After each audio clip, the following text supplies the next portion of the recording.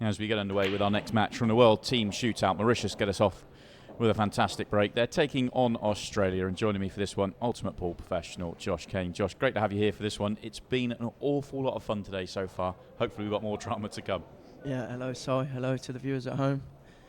Yeah, I've caught a couple of the matches today in the shootout. It always brings drama and always brings an atmosphere. Yeah, it's brilliant to watch, and hopefully one day I'd like to be a part of it, because it looks like one of the biggest high pressure moments you can face, really. Obviously we know team pool is, well, from my experience of team pool, it's a lot more pressurised than playing for yourself. So yeah, being out there watching, especially that last match with the atmosphere, just made me want to be involved, to be honest. Yeah, a couple of the young Irish lads come up big as well. I mean, you could feel the pressure they're under, because the crowd was very much wanting Morocco to get the victory there, obviously being in Morocco. Yeah, obviously I know a lot of the younger lads, we sort of come through the under-23s, under-21s at the same time, so I know how good even the young lads are, even though they probably are not expected to do as well as more experienced players in the Ireland team. They're still very, very capable players, and they're showing that on the big stage. What do we make of this match? I think it's a tough one to call. You'd say Australia may be marginal favourites. Both teams have struggled in the World Team Championships, but Australia a little bit ahead of Mauritius on the results we've seen so far. But it sort of doesn't always play like that in the World Team Shootout, though. One frame pool side, as you know, it's full of drama, full of tension, full of mistakes, full of brilliance, you know. So it's on paper doesn't mean nothing in team pool, but yeah, you are right. Australia have to go down as slight favourites, but Mauritius do have a lot of capable players. I know that. Yeah, and they're looking good for an opening break clearance here. This is Fardeen Sarali. Yeah, what a break it was as well. Absolutely crunched the pack, timed the white to perfection, straight up and down the line in the middle of the table. And he is taking on Australia's top player, Paul Clack. Knocked out Tom Cousins yesterday in the World Singles. Yeah, actually there was a big crowd congregating around the table, and I didn't know what it was for, and as I went over, Paul was on, he had 2 reds left and the black, and he actually played a loose shot on his second to last red, and he just got down and slammed the last red in, and then slammed the black in, and I was like, wow, fair play, mate. Like he's having to knock down the club, but he was just about to knock out the favourite for the title and probably the most informed player in world pool right now. So, yeah, fair play to him. Yeah, incredible result. Puts him in the last 16. We may not get to see him at the table in this frame. Fardeen has worked through this. Just been perfect shape every single ball. Yeah, this has been brilliant, because he's left himself the natural line on pretty much every single shot, which is key to make sure when you're going about your patterns.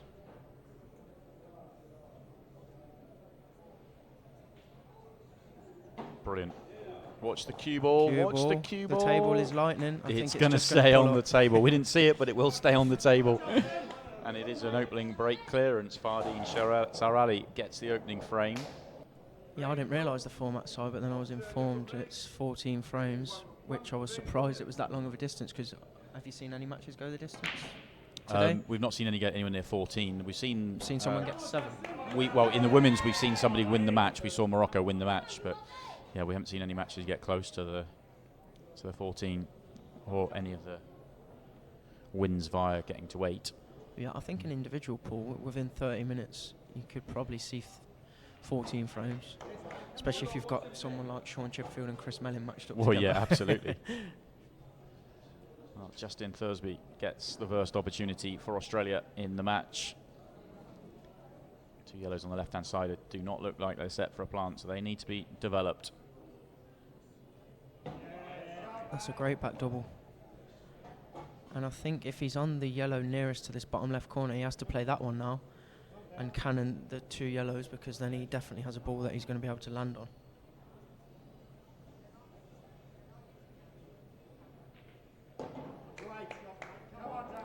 Gets one out, but the other goes awkward.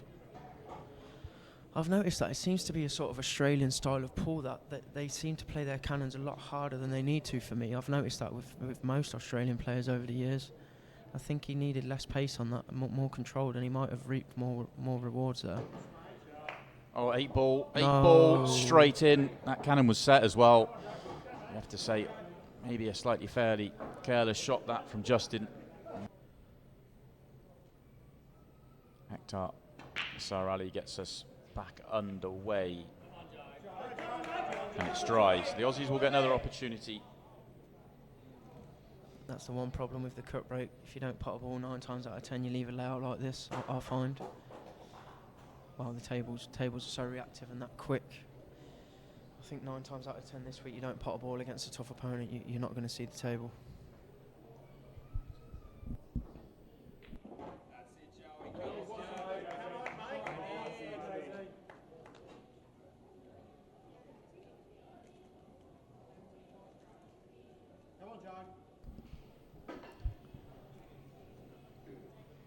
I feel this is a really important visit for the Aussies. Need to get going. Don't want to fall too far behind.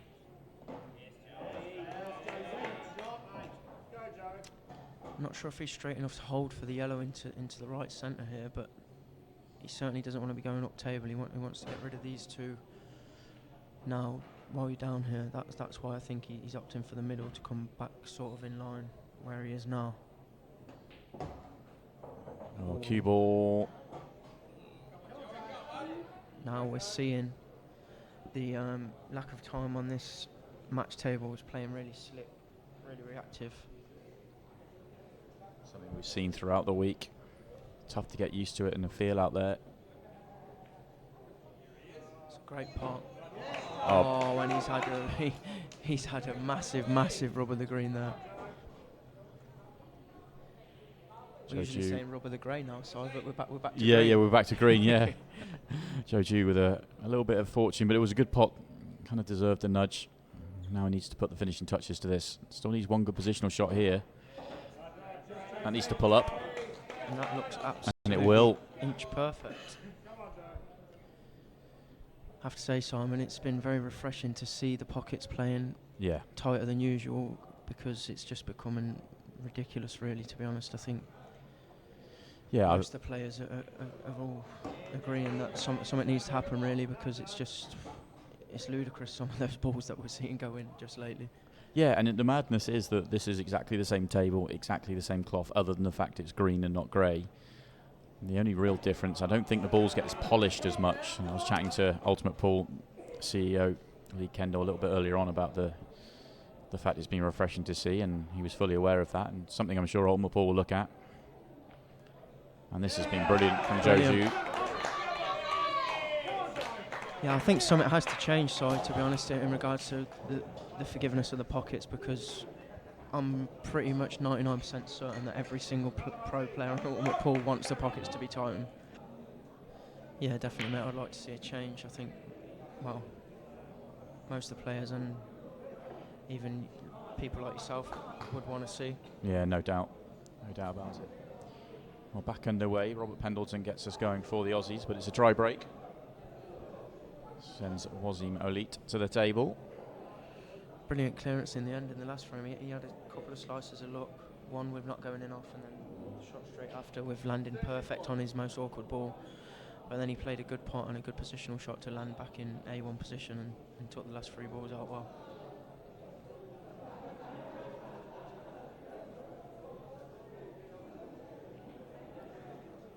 Those of you observant down there may have noticed that the match clock isn't moving for us on the screen, but it is still going out there for the players. The players are fully aware of the match clocks.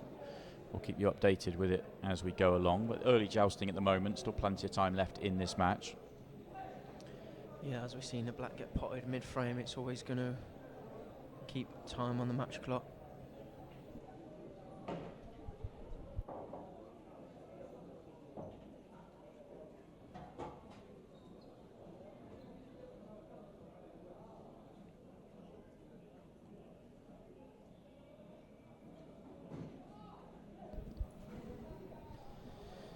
Another good layout here, so it's just about minding your work with the cue ball. I think the problem ball in this finish is actually the one by the 8. If he can land through the gap of the black and the yellow and the red now, and take the furthest yellow up the table, and then maybe just stun it in for the yellow down the bottom, and then his last ball I might be tempted here if he's on it, if he's dead straight on the yellow top right. If he can screw back straight through the gap of the reds, I might be tempted to take that now. Oh, very clever. I didn't see that shot. Would have loved to go an extra few rolls and be on the one to top right. He looks a little awkward where he's landed. If you can't see the one to top left, he's a little bit trouble. Yeah, he's still not out here, far from it really. Thin cut to left centre, but the white's going to be colliding with the 8 ball, and it looks to me like a natural to pot the 8 really. If he can pot it on the thick side, he will cannon half ball the 8, but that does him no good either really. Did he miscue there, sorry, or play safe? I'm not I sure. think he's just played safe. I don't think he's anything more than that. Tie up a red, turn the table over.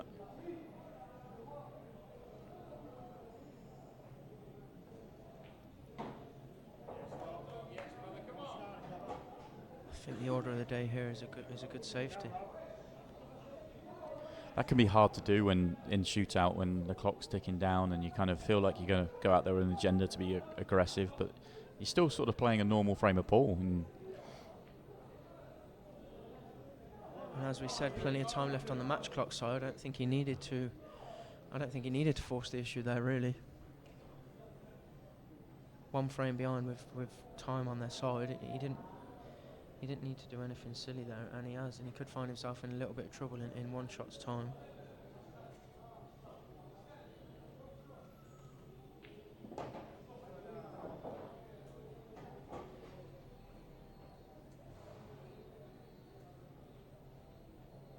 Depending on how this safety goes, Reds are still massively in this frame though, really, but just because of the number of balls left on the table.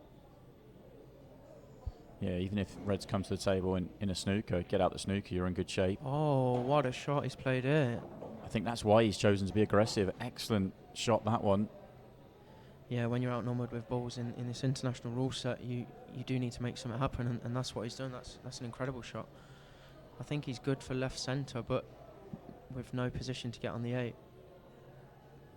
I think maybe take your medicine time and leave a double into the top corner. He's near now. Wow, I thought he had more angle than that. Yeah, left himself on the double pretty well, and that red plays, quite helpful as well. Yeah, this is about as good as you could be on the double line-wise, but obviously you'd like the cue ball more in the middle of the table.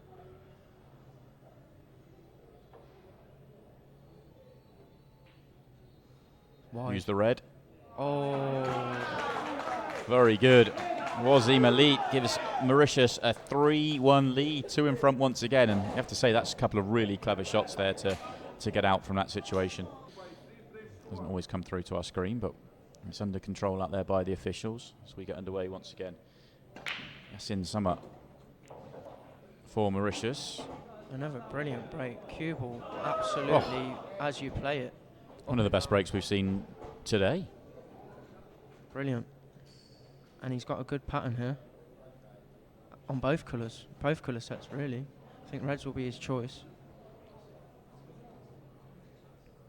Just a little bit more in the middle of the table, but yeah, you could have easily made a case for going out in yellows there. Having said that, so he's played a pretty careless first shot.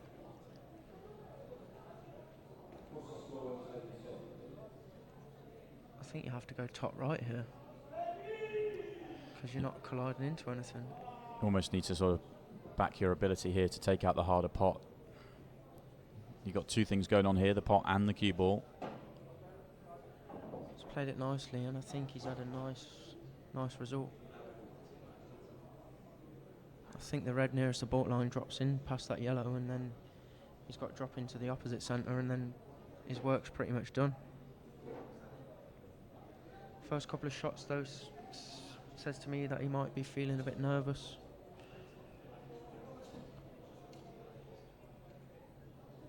Which is just natural in these situations. Yeah, that'll actually look quite tight, and he sort of missed it, playing it as though it was a little bit tight, and I'm with you, it's just maybe a little bit edgy the way he played the first shot. Almost, the pattern was really good, you thought just make the pot, but actually you needed one good cue ball there just to make it really simple.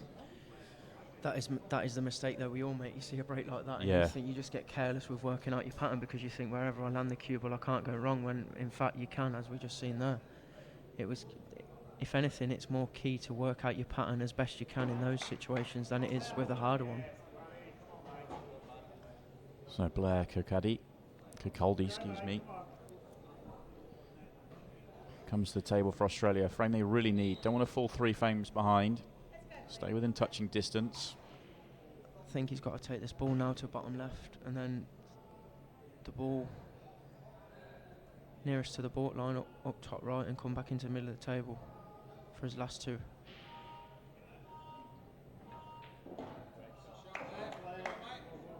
He's still good as long as he's on the one to the centre, but I don't think he is. The reaction wasn't good there. Again, we're seeing the reaction of this table. It's just playing so slick.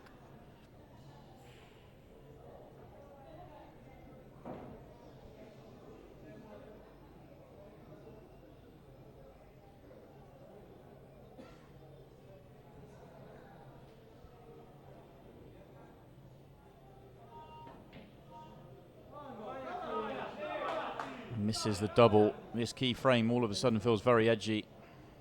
I think he may have had a result if we can just... Well, when we go back to the main screen. No, I don't think so. Judging by body language. Well, it looks very tight, but yeah, looks like he's on it.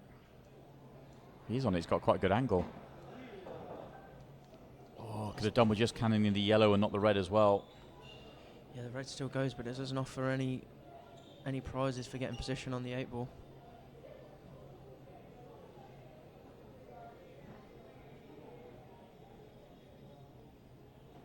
If he can land glued to the rail, then he can get out a little bit, but anything other than that, the 8 ball's going to be tough. Yeah, he looks pretty straight. I think it's just take your medicine time. If he can top through slightly towards the yellow, leave a cut on the 8. I think he's eyeing up top corner here. Yeah, maybe it's a little bit lower than the middle pocket than we think.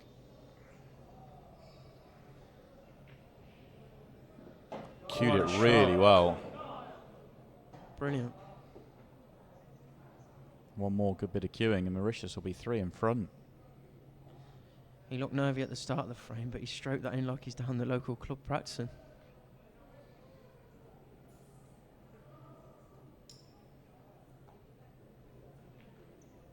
And the 8's there as well. Yasin likes that one. He's loving it. Brilliant pot down the cushion to get the win there.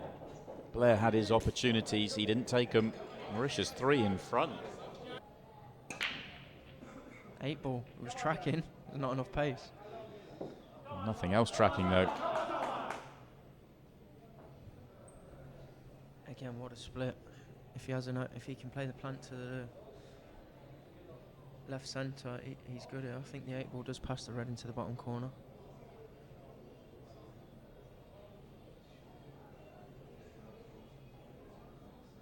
At this stage for the Aussies, it's not, don't worry about that match clock. It's just about trying to win this frame. Don't need to panic, don't need to rush, but you do need to win this frame somehow. Yeah, you're right, Simon. There's still plenty of time, but they do desperately need this frame. Problem they have is Salman Joffrey may not let them get back to the table because this is a really nice layout for him. Yeah, he's lost the white a tad there, but again, it's such a good layout that the only thing that can go wrong is the cue will get away from him, and he's let it get away from him the first 2 visits to the table.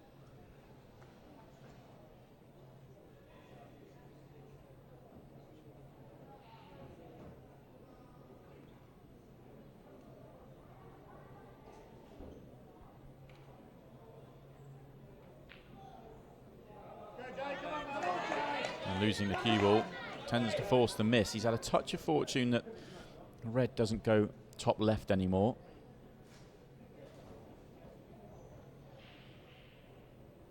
Again, he has to try and make something happen just because of the scoreline.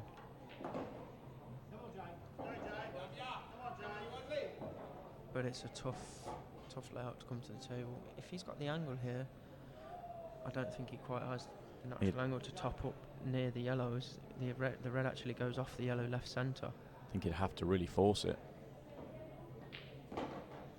Forces it to get it out. Fantastic. Brilliant shot.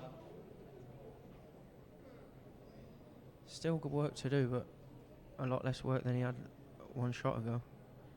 Brilliant shot. I think he can see the one at the top to play it, but this one, awkward cueing off the cushion, especially the cue ball is quite small against these cushions. These are ones sort of you can be a bit awkward. Yeah, seen that before, yeah, and you can tell, hit the cushion. Great call there, mate. You have to sort of not jack up, but you have to lift the butt of the cue a little bit on these tables. Striking down on it just a little, yeah.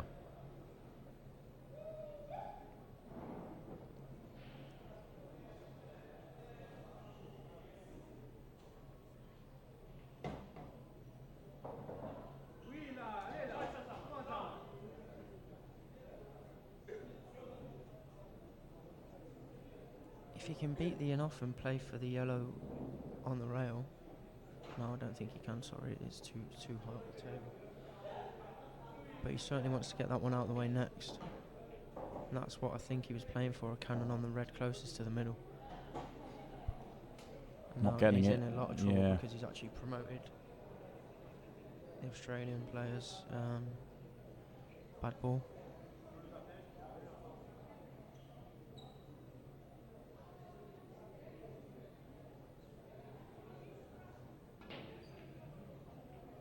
Bit of a hit and hope, I think, and he might have had a result here. If he can't see the red to right centre, he's definitely had a result. In fact, he's looking away. Yeah, definitely a result there for Salmon. Jay's got to remind himself, though, one good safety and he takes control of this frame. And that's not really the good safety. I think the scoreline is a fair reflection on the match. Mauritius have definitely played the better pool. Australians have made some strange shot choices, in my opinion. I think a lot of the choices you see, and we've seen it before, especially with Paul Clack and to some extent Jake McCartney as well, and with Ultimate Pool, is that because they play on different style of tables in Australia predominantly, it just means that they're always trying to break balls out. They're almost a bit of a heavier layout setup as well, which just means they're forcing it a little bit more, and you don't necessarily have to do that as much on these tables. Yeah, as I said before, so they seem to play cannons and things, hit the ball with more authority than what's needed at times, I've noticed over the years.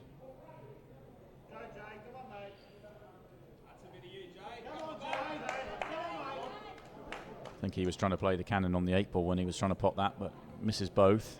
And this, whilst Jay's happy to get back to the table, it's not that inviting. He's going to have to find a shot somewhere. Yeah, it's not easy at all. I don't know if the yellow's gone to the knuckle, so the skill shot's not available, but if it hasn't gone to the knuckle, then it's a pretty straightforward skill shot. I tried to break it out, so obviously didn't like the combo.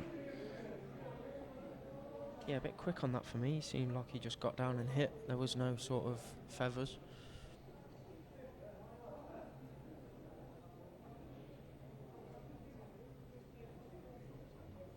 But like we said, they're right up against it now, 3 frames behind. This was a massive frame for the Aussies, but it doesn't look like they're going to get it on the board. Yeah, 4-2, and they're sort of right in it. The next frame becomes big, but now they're about to go 5-1 behind. And we're only a couple of minutes away from 15 seconds a shot where they're going to be really up against it because it is 5-1.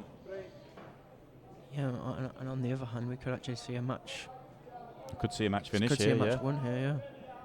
Yeah, Before the match clock runs out. Mauritius just need 3 more frames. Again, what wow, a break. they're getting some amazing breaks. I think these guys have been practicing their break before this tournament because, wow, we're seeing some of the best breaks I've seen all week. Just on repeat. It's a great layout on yellows. Vishen Hemraz with the opportunity here. It's actually a nice pattern as well on yellows because you can see the yellow by the 8 goes into the right centre. And he's on his most awkward yellow first by the looks of it. and he's potted it the side of the pocket that he wanted to, because it did look tight. Again, So it's all about cue ball here. So for you, it's all about trying to get sort of fairly straight in on the yellow to bottom left, 2 out from the 8 ball. Yeah, definitely that would be my pattern, Simon. Yeah. I think leave the 2 balls in the middle of the table into the centre pockets. I'd take the 1 on the baulk line now, and then the 2 into either both centres or opposite centres, and then just come down towards the centre pocket. And that looks perfect. Just stun it back an inch or 2 for the yellow into the same centre. And then track down towards this ball on the rail. And I think that's his work done. Always overhit that. He's overhit that by a long way. I think he's straight in on this now, which is not ideal. He's actually come around the table, I think, to look at the ball by the 8 into the bottom right, but that's never the shot for me. I think you just got to take your medicine and screw this back 8 inches and back yourself take to a Q1 longer down. shot. Yeah.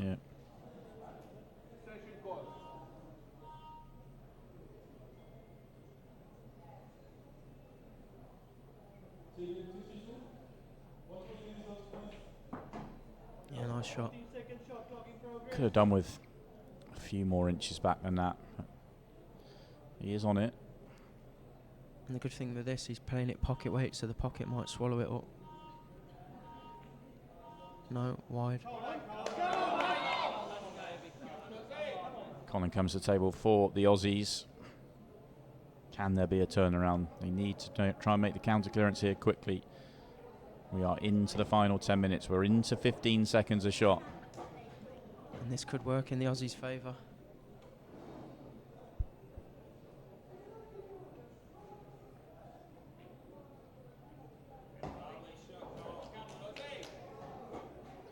Again, not the easiest of layouts.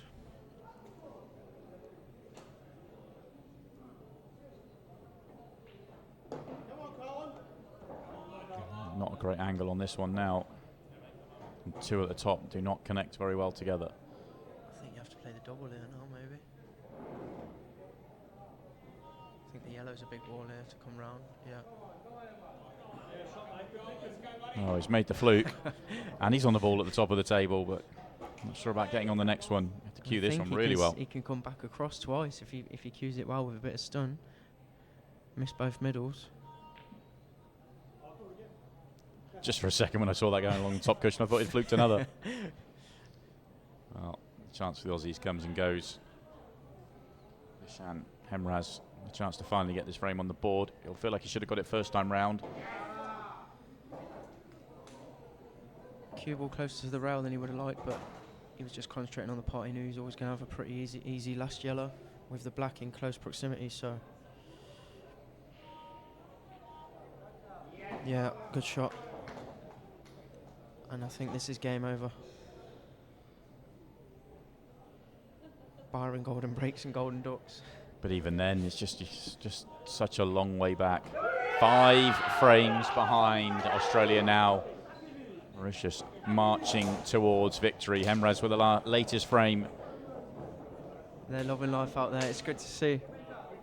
All 7 of the Mauritian players have been out there now. He didn't realise. I've seen the clip on Facebook after it. I was back at the hotel, just chilling around the pool, and he was celebrating for a up. very long time after. Once he realised he'd made it, he was celebrating for a long time. He is brilliant. I wish he was amazing. I wish he was at every pool event that I was ever at, because he's just.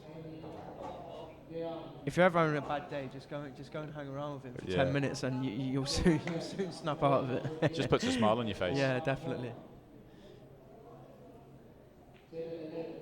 I remember him from Killarney, actually. He was playing in the shootout, and I was actually in the crowd, and I high-fived him after he played, and it's just brilliant. So refreshing to see. It really was. Obviously, they've come a long way, and just to see him how he's just enjoying and embracing every moment, it's lovely to see, really. Brilliant to see them get the win as well. We will get to see them again in the World Team Shootout in a couple of days' time.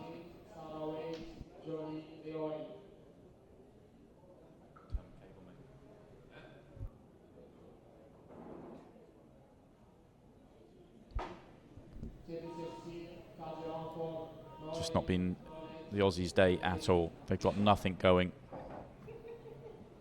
The Mauritian lads, they've had the run of the ball, but when the Aussies have had their chances, they've just made a few rash decisions, and maybe the scoreline's played a big part because they felt they've had to force the issue a little bit. Yeah, I think that's a really big factor, actually. I think once you get behind in the shootout, you feel like you've got to force it, because especially when you're not used to the match clock and you kind of see it ticking down, you kind of feel like you need to make it, rush it and make it happen.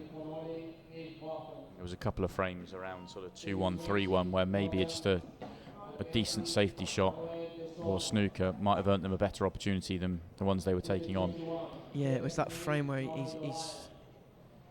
the Mauritian lad had 3 balls left and 2 were up the top right, pretty much dead, and he's chose to try and get out when a good safety would have been. Yeah. Would have definitely given him a shot at winning the frame. It's that shootout ball though. It just sort of almost makes you want to be more aggressive. Yeah, definitely. The rule set makes you aggressive, and especially when there's a match clock, can make you ultra aggressive.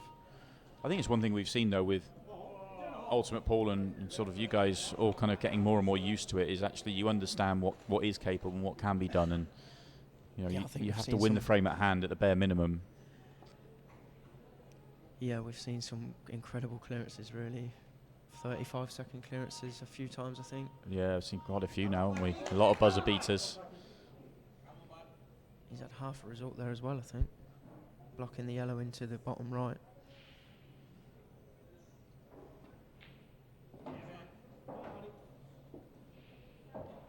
Nicely cued by Paul. Not a great angle on either ball though here.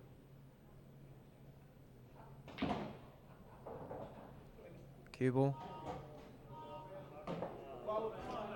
Sort of sums up Australia's match really, finishing the wrong side of a ball, trying to make it happen, and it couldn't finish worse for him.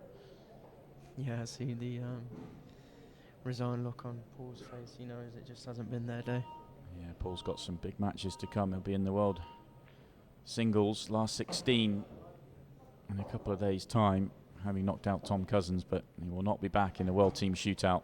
No way back here for Australia. And the bigger question now is, can Mauritius get to 8? Can they get the match won? Will they beat the match clock? I've been impressed, especially with Fardine. I know Fardine from previous years, being at the World Championships and stuff. I know he's a very, very capable player. And he's proved that today. Not so much in this frame, because he knows the match is pretty much over, I think, and he's trying to just run out the shot clock to as low as he can each shot. But the first frame was a brilliant break and a brilliant clearance. And another solid frame. Plenty to enjoy here with Ultimate Pool TV. Unfortunately for me, so I won't be the champion again this year unless you're talking about the Masters plate. Right, so I got beat by earlier. To be fair to him, he played good. But I did have my chances, so I've only got myself to blame really. But take nothing away from him. He held his nerve well under pressure, and yeah, fair play to him. still in the main singles though, so something to focus on that now. focus on. Yeah. Bit of table time in the plate tomorrow. Just keep the arm going. See what happens. Yeah. Hopefully nick a few quid, but obviously my main focus now is the last 16 of the Worlds. Yeah, obviously winning the WEPF World Masters would be nice to add the plate to it. Why not round out the collection? I think the trophy might be a little. Well, I'm not even sure there's a trophy, but I think it might be slightly smaller. It might be an envelope of cash. Oh, that would do. Yeah. Soften the blow a little bit.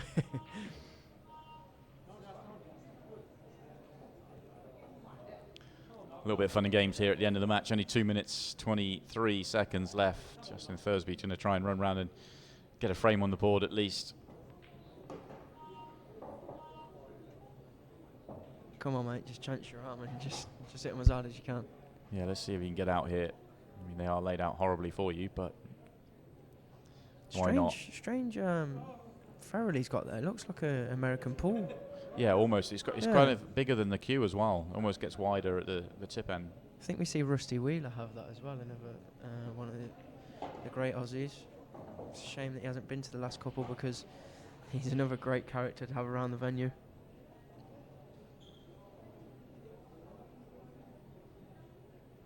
So Shabir trying to get Mauritius to 8. 1 minute 36 seconds left. Finish is on. It's awkward, but it's a free hit at it. Yeah, I think with the scoreline being, I think if it was 6-4, it'd just be taking his extension and potting all the balls in the open. But scoreline how it is, you might as well have a digger. Also, you never know. Like, it could be when they take on Ireland, he might not have to. He might have to make a clearance like this in a minute, and to have the experience of taking it on now, you know, if he does get it, it can only help.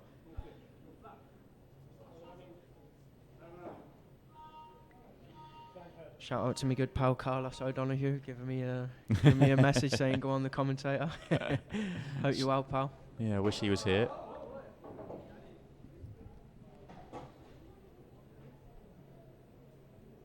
Could pot down the cushion there for Shabir.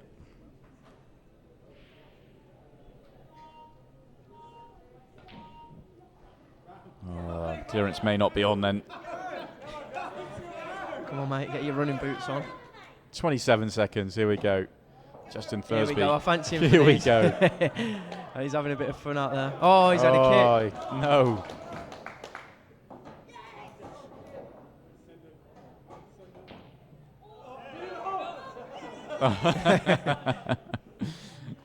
Only 8 seconds left. Won't be long enough for Mauritius to get.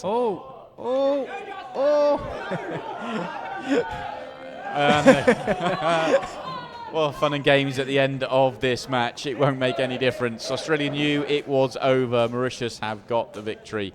7 frames to 1. Very comprehensive. Very comfortable in the end. Not the day the Aussies wanted. Mauritius will be back